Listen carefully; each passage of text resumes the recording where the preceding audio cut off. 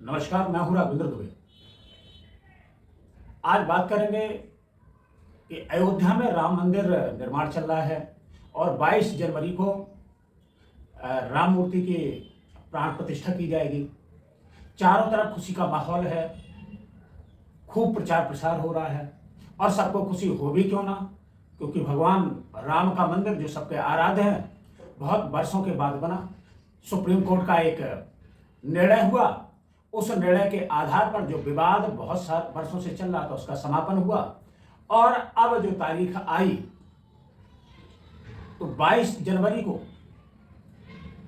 प्राण प्रतिष्ठा होगी भगवान राम की। अयोध्या के अंदर बड़ा भव्य और दिव्य मंदिर बन रहा है, लेकिन इसी भव्यता और दिव्यता में राम सबके आराध्य हैं। क्या भगवान राम राजनीति में के लिए उनका प्रयोग किया जा रहा है? मैं इसलिए कह रहा हूं कि जो हमारे सनातन धर्म के सर्वश्रेष्ठ, जो कहें कि पद है या पदवी है, शंकराचार्य की होती है और हमारे देश के 4 प्रमुख शंकराचार्य उस राम मंदिर में जो समारोह हो रहा है, जो प्राण प्रतिष्ठा हो रही, उसमें नहीं जा रहे हैं।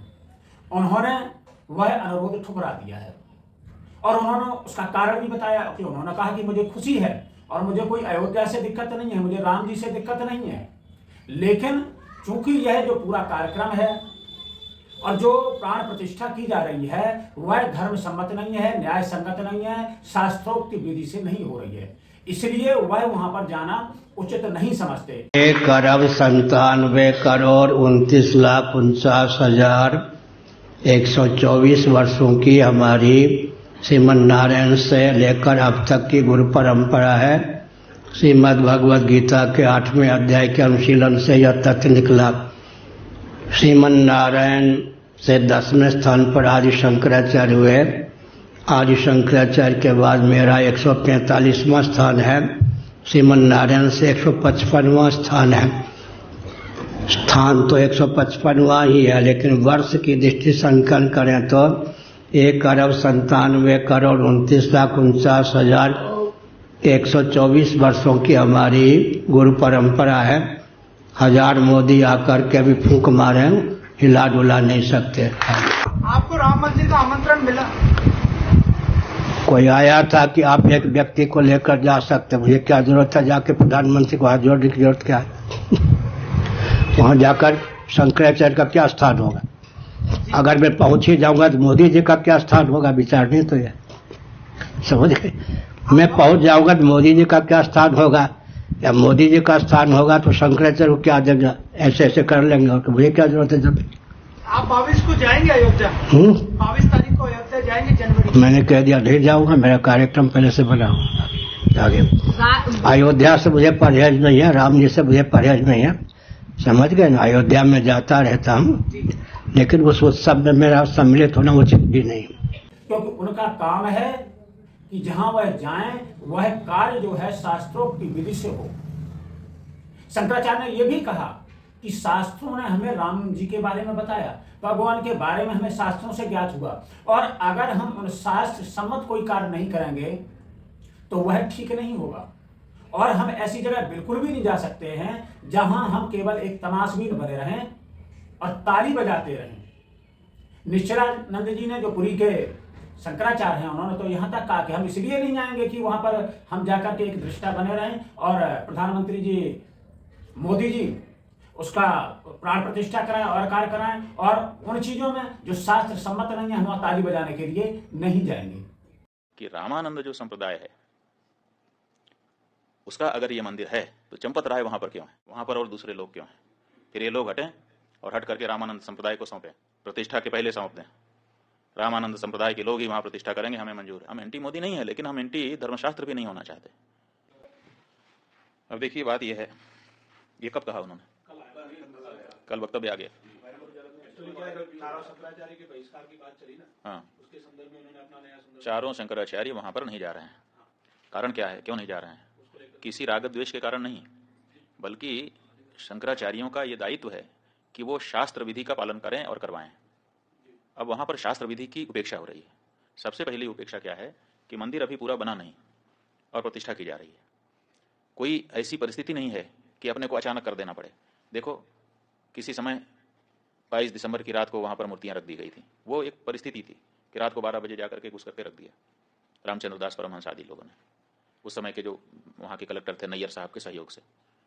और उसके बाद 1992 में ढांचा ढाया गया। उस समय कोई मुहूर्त थोड़े देखा जा रहा था।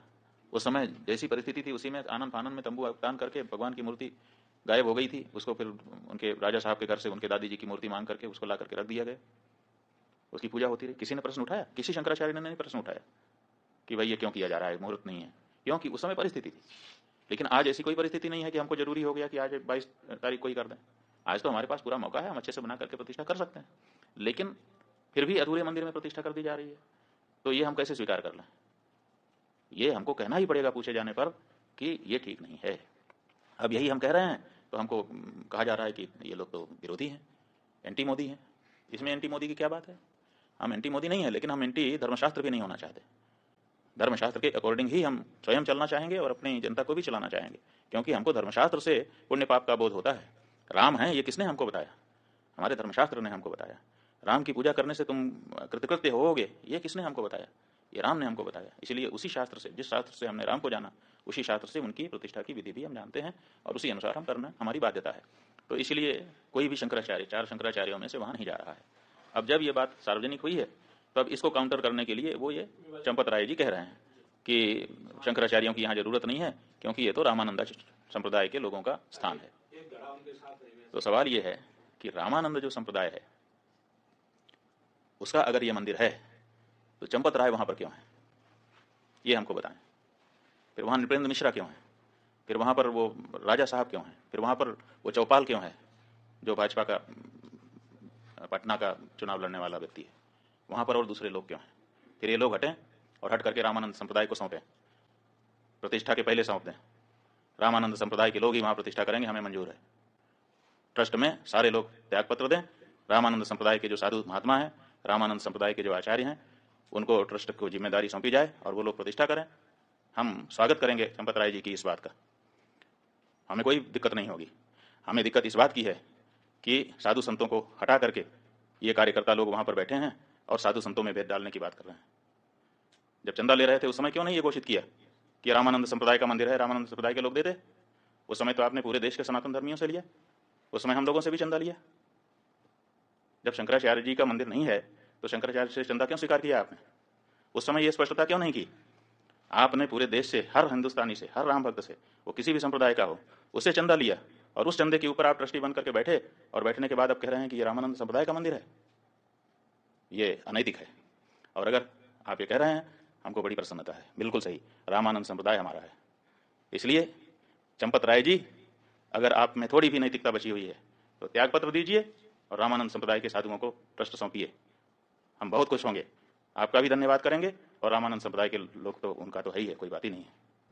ये जो मंदिर है, एक तरफ आप कहते हो कि राष्ट्र मंदिर बन रहा है, आप ही के शब्द हैं, वक्तव्य वीडियो कहीं चैनल पर खोजना पड़ेगा कि राष्ट्र का मंदिर बन रहा है, और एक तरफ आप कहते हो कि केवल रामानंद संप्रदाय का मंदिर है। कहां गई हृदय की विशालता?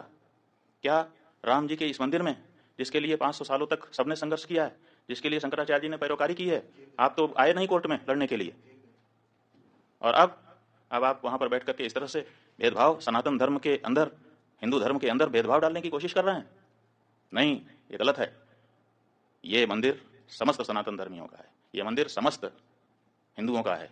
और अगर नहीं है, आपकी बात हम मानने के लिए तैयार हैं कि चलो रामानंद संप्रदाय का है, तो तुरंत ये ट्रस्ट के जितने लोग हैं त्यागपत्र दें आपके सहित, और रामानंद संप्रदाय के जो आचार्य हों और उनके जो साधु संत हों, विशेष करके निर्मोही अखाड़ा ही वहाँ पर पहले पूजा करता रहा है, तो उसको पूजा का अधिकार दीजिए। आप अलग से पुजारी क्यों भर्ती कर रहे हैं? फिर निर्मोही अखाड़ा सैकड़ों वर्षों से वहाँ पूजा करता रहा, आपने उसको हटा दिया है और हटा करके आप नए पुजारी ट्रेनिंग करवा करके उनकी भर्ती कर रहे हैं और कहते हैं कि ब्राह्मण नहीं होगा तो क्षत्रिय नहीं होगा तो शूद्र नहीं होगा।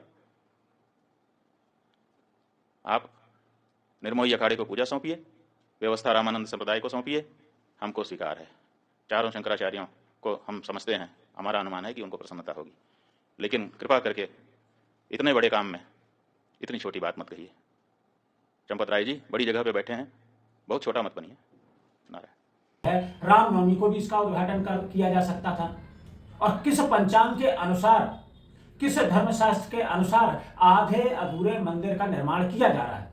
क्या यह आने वाला चुनाव तो नहीं, जो लोकसभा चुनाव कुछ ही समय बचा है? और अगर इसका उद्घाटन रामनवमी के आसपास किया जाता तो शायद 17 अप्रैल की है, उसके आसपास किया जाता तब तक आचार संहिता लग जाती और आचार संहिता में प्राण प्रतिष्ठा और ऐसे कार्यक्रम नहीं हो पाते। चारों शंकराचार्य बहुत ही नाराज हैं और उनके मना करने पर कि वह अयोध्या नहीं जाएंगे इस कार्यक्रम में, उसके बाद जो बीजेपी की आईटी सेल है, उनके समर्थक हैं, उन्होंने जिस तरीके से अभद्रता की, जिस तरीके से बदतमीजी की इन शंकराचार्यों के प्रति उनकी भाषा बनी, उसको आप देखकर यह सहज अंदाजा लगा सकते हैं कि हमारे धर्मगुरु, जो हमारे धर्म के, हमारे सनातन धर्म के ध्वजावाहक हैं, सर्वश्रेष्ठ प्रतिनिधि हैं, सबसे बड़े ओहदे पर हैं, उनकी हालत हमने क्या कर दी कि उनकी बात नहीं मान रहे हैं। लेकिन मान किसकी रहे हैं? जो राजनीति कर रहे हैं, वह बीजेपी के नेता, वह बीजेपी के लोग जो सनातन धर्म का ध्वजावाहक बताते हैं अपने को, लेकिन उन्होंने बिना किसी शास्त्रोक्ति विधि से उद्घाटन करने का निर्णय लिया और जब शंकराचार्य ने उसका विरोध किया तो उनका भी विरोध होने लगा, उनको भी रामद्रोही बताने लगा। तो अब जिस तरीके से इन्होंने विपक्ष को न्योता कुछ लोगों को दिया, चाहे वह सोनिया गांधी हो, खड़गे हों या दूसरे लोग हों, जिनको निमंत्रण दिया वह निमंत्रण उन्होंने इसलिए स्वीकार कर दिया कि उन्होंने कहा कि यह जो कार्यक्रम है वह बीजेपी का है, यह जो कार्यक्रम है बीएचपी और आरएसएस का है, इसलिए हम उनके किसी कार्यक्रम में हिस्सा नहीं लेंगे। और भगवान कोई ऐसा विषय नहीं, भगवान जब बुलाएंगे तो हम पहुंच जाएंगे, क्योंकि मंदिर जाने के लिए, मस्जिद जाने के लिए, गुरुद्वारा जाने के लिए किसी को निमंत्रण नहीं दिया जाता है। जो भी जाता है अपनी स्वेच्छा से जाता है।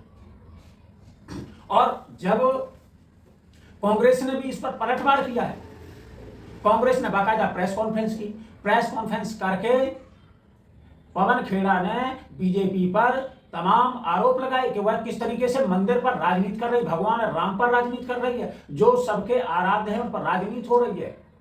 दर्शन करना होगा, भगवान बुलाएंगे तो हम जरूर जाएंगे, लेकिन इनके कार्यक्रम में नहीं जाएंगे। उनको भी सुनिए। पिछले 48 घंटों में जो आपने देखा, हम सब देख रहे हैं, मीडिया, सोशल मीडिया, तो लगा कि आपसे आज कुछ चर्चा करें और कुछ बुनियादी सवाल उठाएं। पहला सवाल यह है कि क्या भगवान के मंदिर में निमंत्रण से जाया जाता है? इंतजार की जाती है, साहब निमंत्रण दीजिए हम आएंगे।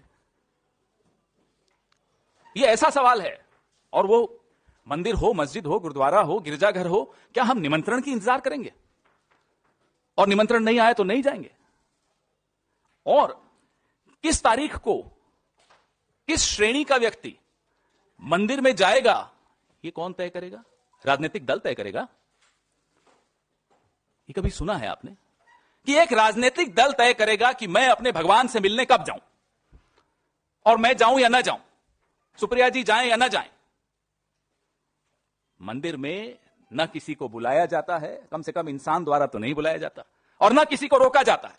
न इंसान किसी को मंदिर में बुला सकता है, न इंसान किसी को मंदिर जाने से रोक सकता है। लेकिन एक उल्टी गंगा बहाई जा रही है। मुझे यह बताइए, किसी मंदिर का प्राण प्रतिष्ठापन जब किया जाता है तो उसकी एक तौर तरीका होता है, विधि विधान होता है, धर्मशास्त्र होते हैं। क्या यह कार्यक्रम धार्मिक है?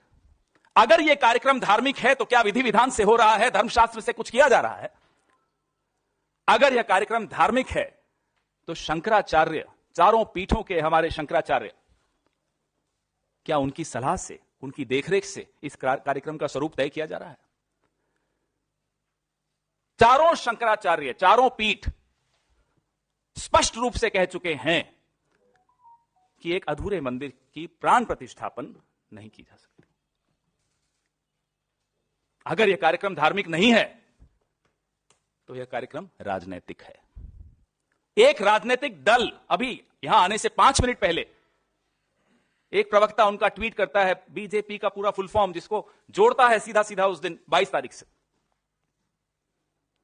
एक राजनीतिक कार्यक्रम में मेरे और मेरे भगवान के बीच में एक राजनीतिक दल के कार्यकर्ता बिचौलिए बनकर बैठ जाएं, मैं यह बर्दाश्त क्यों करूंगा?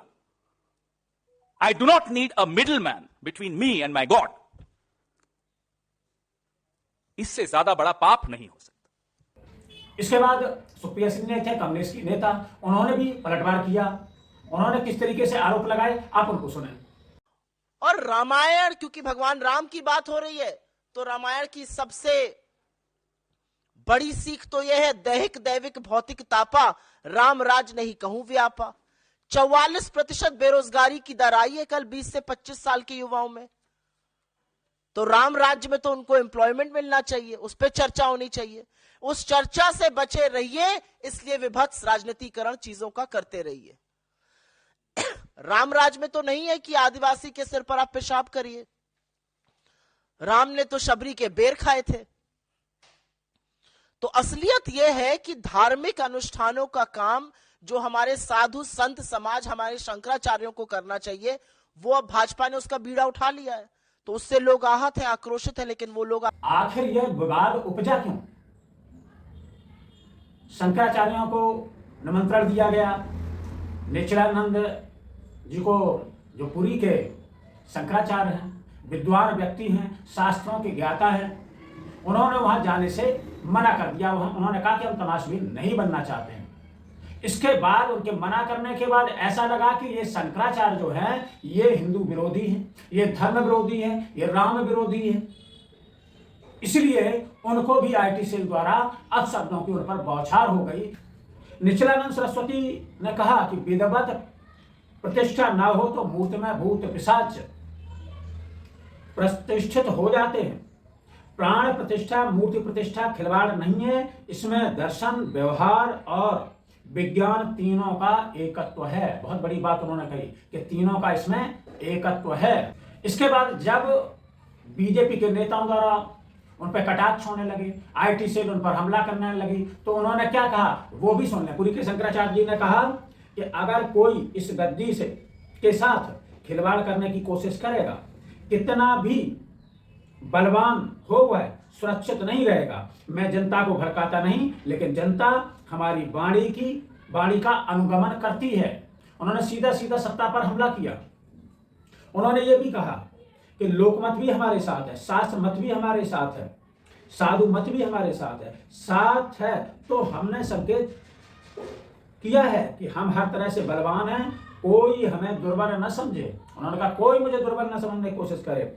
अरबों एटम बम दृष्टि मात्र से नष्ट कर सकते हैं, हमसे टकराने की कोशिश न करें। सीधा सीधा उन्होंने सत्ता को ललकारने का काम किया कि कोई हमसे टकराने की कोशिश न करे, क्योंकि जिस तरीके से उन पर हमला किया जा रहा है वह ठीक नहीं है। कोई हमारे धर्माचार्य हैं, श्रेष्ठ धर्माचार्य हैं, और आज से नहीं, आदि शंकराचार्य से यह परंपरा चली आ रही है। इतने विद्वत व्यक्ति जो वहां पर नहीं जा रहे, इस पर सरकार को सोचना चाहिए, चिंतन मनन करना चाहिए। लेकिन उस पर मनन करने की जगह अगर आप एक व्यक्ति को ही सर्वशक्तिमान समझ लेंगे तो फिर दिक्कत होगी, क्योंकि सनातन धर्म जो है वो बहुत व्यापक है। किसी पार्टी से सनातन धर्म नहीं चलता, हिंदू धर्म किसी पार्टी से नहीं चलता है। यह तो सबकी आस्था है और उस आस्था के आधार पर चलता है। ये सदियों से चलता आ रहा, कोई आज का सनातन धर्म नहीं है कि इन्होंने कह दिया तो और वह सनातन धर्म वैसा हो गया। मल्लिकार्जुन खड़गे जो कांग्रेस के अध्यक्ष हैं, उन्होंने क्या कहा, जरा उनको भी सुने। हमारा मुद्दा सिर्फ है कि मोदी जी जनता के लिए अनएम्प्लॉयमेंट में क्या काम कर रहे हैं, इन्फ्लेशन के बारे में क्या कदम उठाए, बॉर्डर इश्यू पे क्या कदम उठाए। जब चाइनीज ये बता रहे हैं उनकी फॉरेन पॉलिसी कैसी है, और जो गरीबों लोग आज तंग और तबाह हो गए हैं, युवक भी बहुत रोड पे गिरे हैं, तो उनकी चिंता हमको है, उसके बारे में हम उनको पूछ रहे हैं, ना कि इसके बारे में। किस तरीके से प्रचार प्रसार किया जा रहा है जैसे देश में कोई समस्या बची ही ना हो। राम राज्य क्या था? राम राज्य ये नहीं कि आप टीवी पर चलाते रहे, राम राज्य ये भी नहीं कि प्रचार प्रसार किया जाए, राम राज्य ये भी नहीं कि किसी का डंका बजाते रहे। राम राज्य वह था कि दैहिक दैविक भौतिक तापा, राम राज्य काहू ना व्यापा, सब नर करहीं परस्पर प्रीति, चले स्वधर्म निरत श्रुति नीति। वह राम राज्य था जहाँ आपस में प्यार था, सब भाई की तरह रहते थे, सभी सुखी थे, नहीं दरिद्र कोई दुखी न दीना, नहीं कोई अबोध न लक्षणहीना। कोई न दरिद्र था, न दीन था, न दुखी था, और न कोई लक्षणहीन था। ऐसा राम राज्य, वही राम राज्य होना चाहिए, वही राम राज्य की परिकल्पना होनी चाहिए। कि नेताओं पर विश्वास है, लेकिन सनातन धर्म के ध्वजावाहक हैं, हमारे परम संत हैं, उनकी वाणी को, उनके विचार को हम नहीं मानेंगे। आपको याद होगा कि कांग्रेस की सरकार थी, जब मंदिर का ताला खोला गया था, पूजा आरती हुई थी। इसके बाद आपको याद होगा कि जब नरसिंह राव प्रधानमंत्री थे तो उन्होंने रामालय ट्रस्ट की भी स्थापना कर दी थी। रामालय ट्रस्ट में 4 मठ के शंकराचार्य थे, 4 शंकराचार्य थे, और उसमें रामानंद संप्रदाय के प्रमुख राम नरेशाचार्य जी थे सदस्य के रूप में, और स्वर्गीय स्वरूपानंद सरस्वती जी उसके अध्यक्ष थे। उनको ही सारा कार्यभार सौंपा गया था। आप कैसे मंदिर का निर्माण करेंगे, कैसे मंदिर बनाएंगे, यह जिम्मेदारी उनकी होगी। लेकिन अब कौन मंदिर पर कब्जा किए, कौन लोग मंदिर को अपने ही बस में करना चाहते हैं, अपने उसमें। निर्मोही अखाड़ा जो इस मंदिर के लिए लड़ा, निर्मोही अखाड़ा जो इसकी पूजा करता रहा, उसको भी उससे अलग कर दिया गया। तो ये वो कौन लोग हैं जो मंदिर पर भी सियासत करने का काम कर रहे हैं, मंदिर पर भी दखल देना चाहते हैं।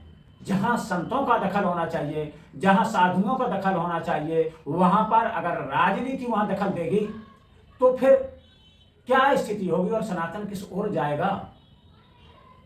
अच्छी बात है कि प्रधानमंत्री जी उसमें रुचि ले रहे हैं, अच्छे से अच्छा अयोध्या का निर्माण हो, अच्छी से अच्छी अयोध्या बने, लेकिन भाव वही बनाया जाए, समरसता का भाव बनाया जाए। सबकी वही इच्छा की सिंहासन पर त्रिभुवन साईं देख सुरन दुंदुभी बजाई, सिंहासन पर विराजमान हो, उनकी प्राण प्रतिष्ठा हो, सभी उसमें आह्लादित आनंदित होंगे। लेकिन ऐसा भेदभाव ना हो जो हमारे संतों पर प्रहार किया जाए, वह बिल्कुल भी ठीक नहीं है। और किसी पार्टी को इसलिए ना कोसा जाए तो वह पार्टी उनके निमंत्रण पर नहीं आई है। राम सबके हैं, और सबके जब राम हैं तो राम के दर्शन करने भी सब जाएंगे, और जाना भी चाहिए, लेकिन आपके निमंत्रण पर ही नहीं, उनका जब मन होगा तब जाएंगे। और ईश्वर की कृपा के बिना कोई जाता नहीं है, और जब ईश्वर की कृपा होगी तो जाएंगे। पहले भी जाते रहे। अखिलेश यादव जी ने भी यही कहा कि अब क्या इन 4 शंकराचार्य को भी बीजेपी हिंदू विरोधी साबित कर देगी। अभी मुक्तेश्वरानंद जी ने भी अपना एक बयान दिया था पहले, तो उन्होंने कहा ना कोई मंदिर से कोई विरोध नहीं है, लेकिन जिस तरीके से पूजा याचना अर्चना करने का अपने ढंग से कार्य किया जा रहा है, इसलिए हम उसमें शामिल होना नहीं चाहते। इसके बाद उन पर भी बहुत आरोप लग गए, और आरोप लगा दिया, कोई खबर भी छापती पैसे लेने की कहीं से। तो मीडिया किस तरीके से साधु संतों को भी छोड़ने का काम नहीं करे, बस वो बीजेपी के खिलाफ हो जाए। केवल बीजेपी के अगर मत के अनुसार उसने अपना मत नहीं दिया तो फिर आप समझ लो कि उसकी क्या हालत होने वाली है, और वही हुआ भी। इसके बाद उन्होंने प्रेस कॉन्फ्रेंस करके जो पत्रकारों पर उन्होंने अपना क्रोध निकाला, तो आप देखिए कि किस तरीके से वो पत्रकारिता का धर्म कैसे सिखा रहे हैं। जाओगे ना, जो सच है वो सच है। आपको ये अधिकार कभी नहीं मिल जाता है पत्रकार होने के नाते कि आप किसी की प्रतिष्ठा के साथ खिलवाड़ करें, और अगर ऐसा मिलता है तो आप बताइए। आप जो है पत्रकार हैं, आपका हमने सम्मान किया, पहला शब्द हमारा था आपका स्वागत है। आपने हमसे कड़े प्रश्न पूछे, हमने इत्मीनान से उसका जवाब दिया, हमने बुरा नहीं माना।